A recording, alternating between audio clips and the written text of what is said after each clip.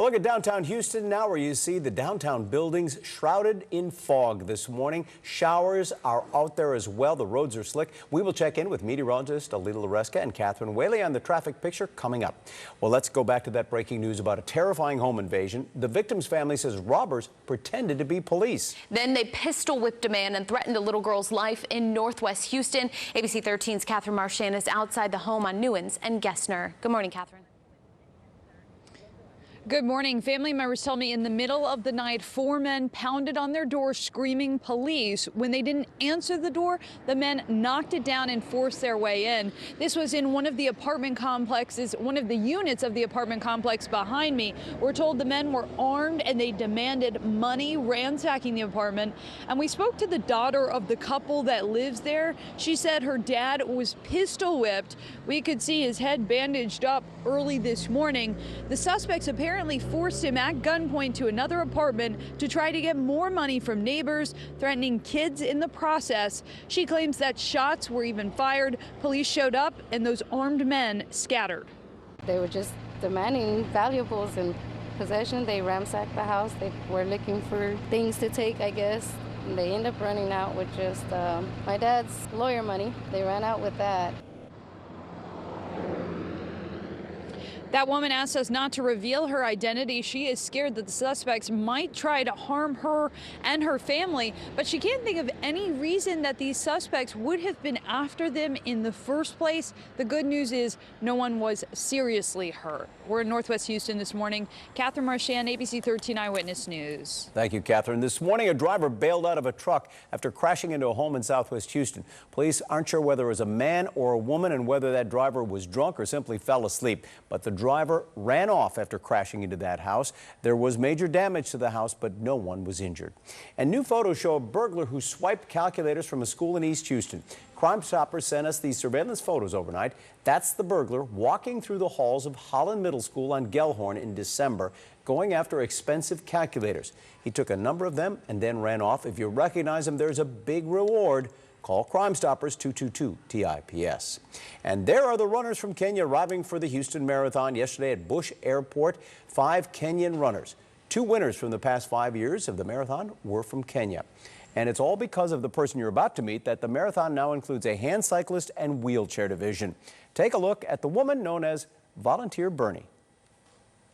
Good morning, everybody. Welcome to Achilles. So I've been volunteering with the marathon for 6 marathons now. I had started a nonprofit called Achilles International, the Houston chapter. It's a nonprofit that helps people with disabilities participate in sports. They all wanted to run or wheel the marathon, and when I reached out to the marathon to say, can these hand cyclists and wheelchairs do this, they didn't really have a category or a place for them. So I said, if I help design this division for them, can they participate? Through that kind of partnership is how I started volunteering with the marathon. She's the one who actually got me off my butt again, being mobile. Saved my life. And so we all meet together as a group and hang out and run, and there's a lot of camaraderie and sometimes beers afterwards. We look forward to coming out here on the weekends to socialize and to work out, and she provided a place for us to do that.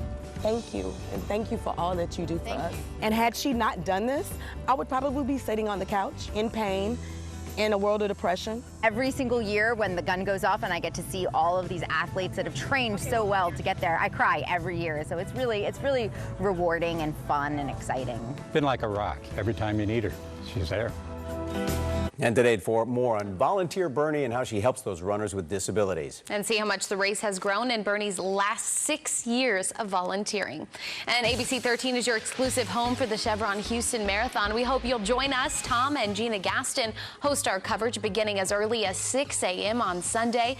And all of our reporters will be live along the route as well to give you all those updates. Let's get the marathon forecast, also the Friday one as well. Yeah, let's start off with the marathon forecast. Definitely want to get you prepared. Not only the runners, but also the spectators that are going to be standing there a lot of the time. Those feels-like temperatures will be dipping down into the 30s. Just a stark difference from what we have seen in recent days, so get ready. It will be a shock to the system as you step outside Sunday morning. Temperatures will generally be in the mid-40s, low 50s once folks start getting closer toward the finish line. Your Friday forecast, we're talking about lots of clouds out there, very dreary and damp. Rain chances today only at 30%, but because of the thickness of those clouds, even though it's not a low ceiling of clouds, it's enough moisture where it is producing quite a bit of wet weather out there. So upper 60s to low 70s as we move forward into the afternoon. You're going to want that rain jacket, that umbrella, and perhaps even a light sweater or a zip up as we get into the evening. Meanwhile, the visibility is going to worsen overnight tonight. The reason is we've got an easterly breeze this morning that's helping to break up the thicker clouds, or some of those thicker clouds, the patchy fog.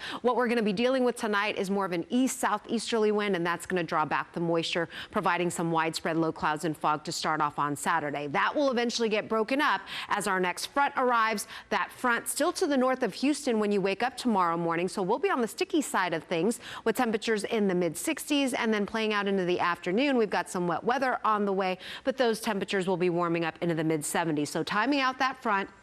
By 6 a.m., we're going to be on the warm and moist side. A few showers possible, but the heaviest of that rain to our north. That heavy rain starts to move toward Houston. This time around, we're not anticipating any sort of severe weather, but maybe a rumble of thunder, and then that line starts to weaken as it pushes through over the Galveston area. There may still be some lingering rain showers for Saturday evening plans. Otherwise, things are definitely a go for us on Sunday, Monday, and even into Tuesday. We've got some nice, cooler, drier weather, and then next week, our next chance for rain won't arrive until Wednesday. Catherine. And Alita, what a mess this morning as we head into the rest of your day. So we are dealing, of course, with the drizzle out there, but then going into this weekend, several big closures, including the East Freeway Bridge, parts of 290, the 610 West Loop, and yes, the closures for the Chevron Houston Marathon. Let's talk about 290. We've got slowdowns here expected with a total closure between Beltway 8 and Pinemont. That's from Saturday 9 p.m. until Monday at 5 a.m. The rest of those closures listed on ABC13.com. A superhero sighting, free yoga in Pearland, and eye candy for car lovers in the Woodlands. It's all in Free Stuff Friday.